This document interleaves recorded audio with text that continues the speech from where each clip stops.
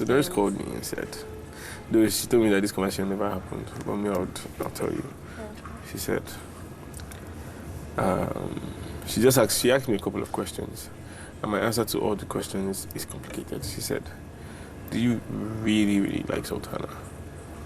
No. And the next question is, do you, she asked a couple of questions. She asked question number 2, question number 3, then she asked about Dede. Do you think my relationship with... concerned about these things? No, it's actually a fair thing. She's just been a friend. And I even appreciate that because she's just looking out for you and for me as well. You know, she just made some points. And I said, it's complicated. You can understand. There's a piece that you're missing. If you get that piece, it will all make sense to you. Yeah.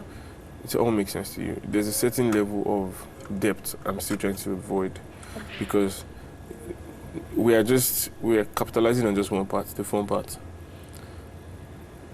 Aside that, there is the mental part, there's the emotional part, there is the,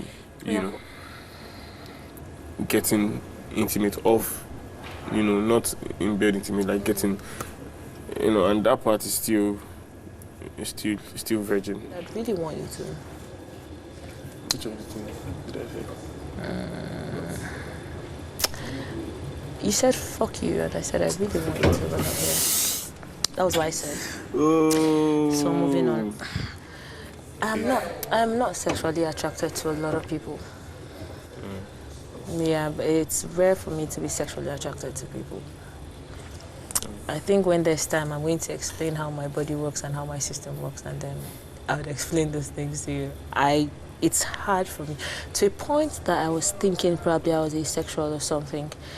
I don't find people attractive, or no jokes. I've been in relationships with people that I don't find sexually attractive, so we're not sexually active. So when I find, and then I can't talk shit with everybody. Only people I'm sexually attracted to. Yes, sir. So moving on.